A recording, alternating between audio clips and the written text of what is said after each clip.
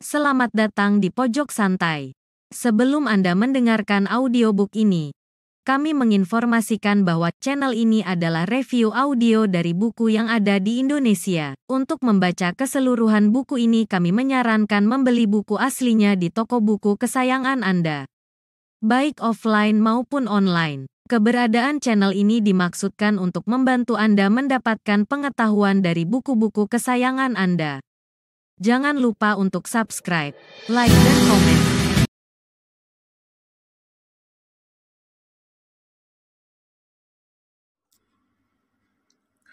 Selamat datang di Pojok Santai, channel khusus yang membahas komik dan novel dengan cara asyik.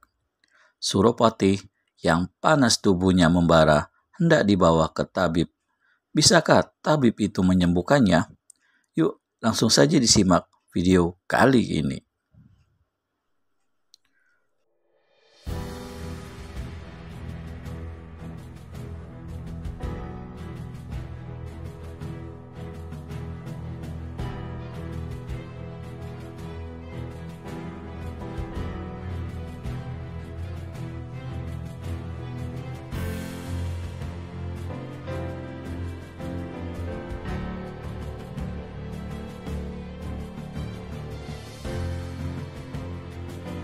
Para bocah yang berusaha menolong Suropati adalah para pengemis dan gelandangan kota Kadipaten Bumi Raksa yang merupakan teman senasib Suropati sendiri.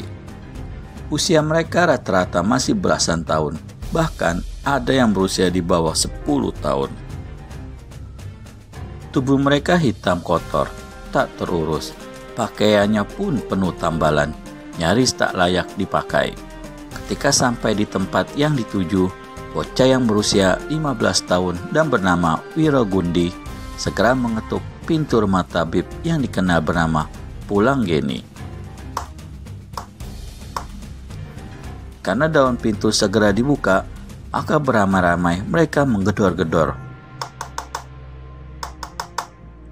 Hehehe, mau apa kalian? Tabib Pulanggeni yang sudah uzur menyambut mereka dengan muka ditekuk. Temanku sakit, kek. Perlu segera ditolong, pinta Wirogundi setengah berteriak. Tabib Pulanggeni memandang sejenak kepada Wirogundi, lalu kepalanya berpaling kepada teman-temannya.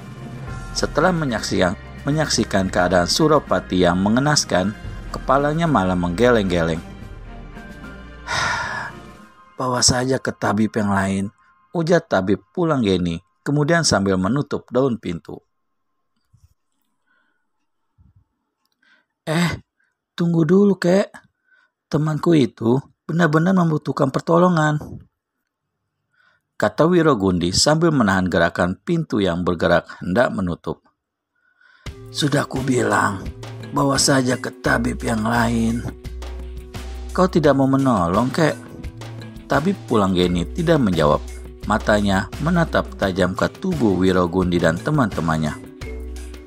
Dengan apa kalian akan membayar? Tanya laki-laki tua ini meremehkan. Wirogundi saling berpandangan dengan teman-temannya.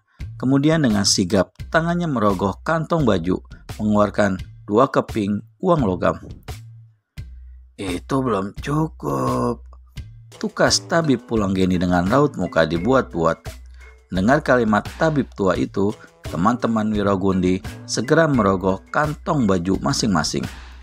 Kini tabib Pulanggeni tersenyum menerima uang dari para pengemis dan gelandangan yang lugu itu. Dengan langkah sedikit gemetar karena temakan usia, tabib Pulanggeni segera mendekati Suropati. Diusapnya kening bocah itu pelan-pelan. Merasakan tingginya suhu badan Suropati, dia segera tahu kalau bocah itu menderita demam yang hebat akibat keracunan. Segera dibopongnya tubuh Suropati yang hampir telanjang itu ke bilik pengobatannya. Setelah meletakkan tubuh bocah itu malang itu ke dipan yang terbuat dari kayu jati, tabib tua itu segera memeriksa seluruh aliran darahnya.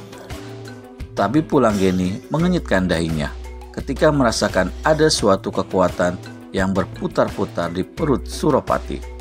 Tepatnya, kekuatan itu mengitari pusar. dan dia makin terkejut setelah mengetahui bahwa darah Surapati telah bercampur dengan racun. Segera diperiksanya bagian-bagian di tubuh bocah itu untuk mengetahui dari mana racun itu berasal.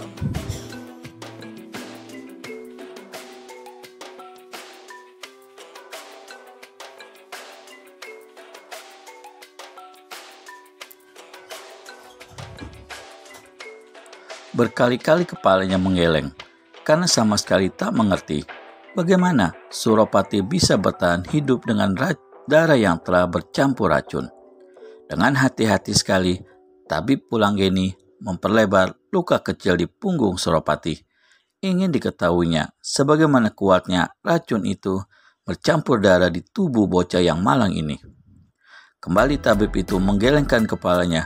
Sama sekali tak diketahui keajaiban apa yang dimiliki Surapati sehingga dapat bertahan dari serangan racun yang berasal dari bisa ular yang belum diketahui jenisnya. Keringat segera membasahi tubuh tabib tua itu. Butiran peluh sebesar jagung menetes dari dahinya yang keriput. Jalan satu-satunya untuk menolong Surapati adalah dengan mengeluarkan racun di tubuhnya. Dan itu berarti harus mengeluarkan seluruh cairan darahnya. Namun tidak mungkin dilakukan karena sama saja dengan mempercepat kematiannya. Lama tabib Pulanggeni memeras otak. Ilmu ketabibannya sama sekali tak mampu memecahkan persoalan yang sedang dihadapi.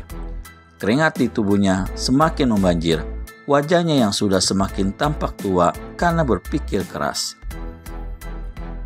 Di luar, malam sudah tiba. Obor penerangan rumah sudah mulai dinyalakan. Sementara teman-teman Surapati masih setia menunggu di halaman rumah tabib Pulanggeni untuk menantikan hasilnya. Brak!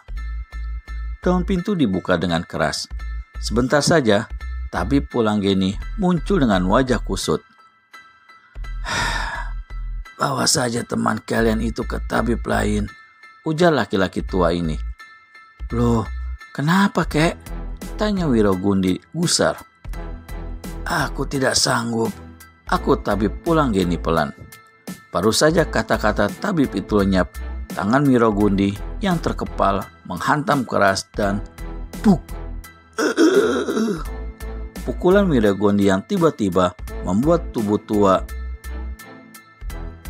yang tampak pusing itu terlipat dengan mulut meringis kesakitan. Bukankah kami sudah membayar biaya pengobatannya? Kenapa kau tidak sanggup? Bentak Wirogundi. Aduh, maaf. Aku benar-benar tidak tahu bagaimana harus mengobatinya, ucap tabib Pulanggeni terbata-bata. Mendengar ucapan tabib tua yang tampak bodoh itu, seketika teman-teman Wirogundi maju mendekati. Dan mereka langsung menghujani tubuh tabib Pulanggeni dengan pukulan. Tabib malang itu pun langsung jadi bulan-bulanan. Dia pun meraung-raung minta ampun. Ampun, ampun. Tubuh tua itu segera lumat dihajar remaja belasan tahun yang berjumlah tak kurang dari 10 orang. Pada saat keributan terjadi, tanpa diketahui seorang pun, tiba-tiba sebuah bayangan berkelebat memasuki rumah tabib Pulanggeni. Bayangan itu bergerak sangat cepat, sulit diikuti pandangan mata. Setelah mengambil Surapati yang tergeletak lemah, bayangan itu kembali berkelebat menuju keluar kota Kadipaten Bumi Raksa. Bayangannya membuat tubuh Surapati terus berkelebat dan ketika sampai di sebuah kuil tua, dia segera melepas gendongannya. Diletakkannya tubuh Surapati di lantai. Dengan cekatan, segera dibuat perapian. Dan kuil tua yang sudah tak dipakai itu kini menjadi terang benderang. Dalam kilatan cahaya perapian, terlihat kalau orang yang membawa tubuh Surapati adalah seorang kakek kurus dengan rambut dan janggutnya putih panjang tampak terawat. Pakaiannya pun penuh tambalan, walaupun tampak bersih.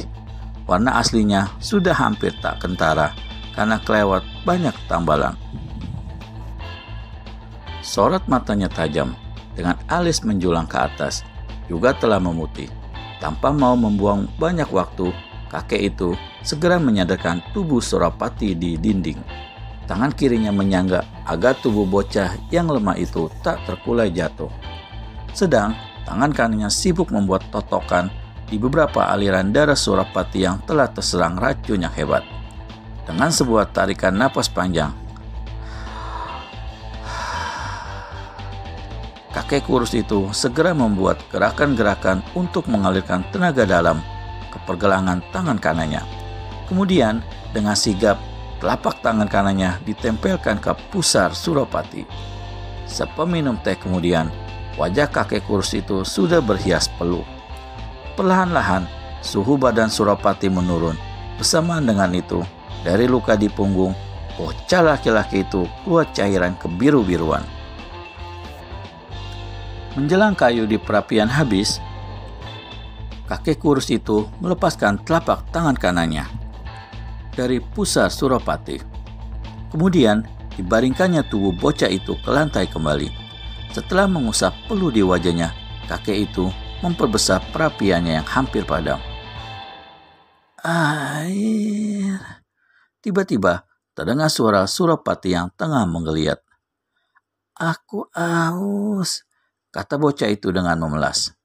Kakek kurus itu segera memberikan apa yang diminta Surapati. Kemudian disuapinya bocah itu dengan sepotong roti yang menjadi bekalnya.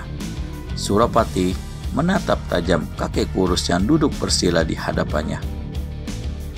Kau sangat baik, kek, puji bocah ini. Kakek kurus itu tersenyum. Sedangkan Surapati memandangnya dengan tatapan mata tak mengerti. Kemudian kepalanya tak gatal digaruk.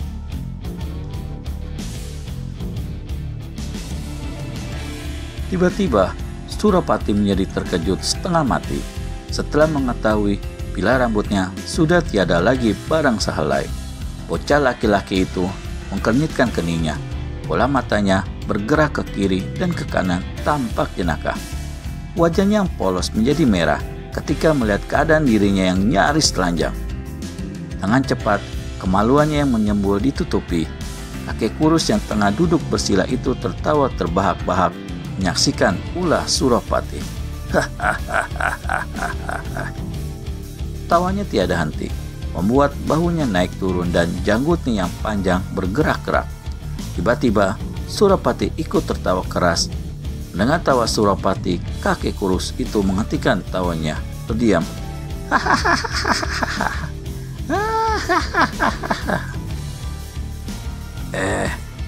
Apa yang kau tertawakan? Tanya kakek ini. Bisakah Surapati menjawab pertanyaan sang kakek penolong? Temukan jawabannya di video selanjutnya hanya di channel Pojok Santai.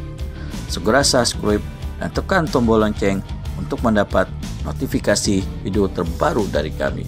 Terima kasih dan sampai bertemu kembali.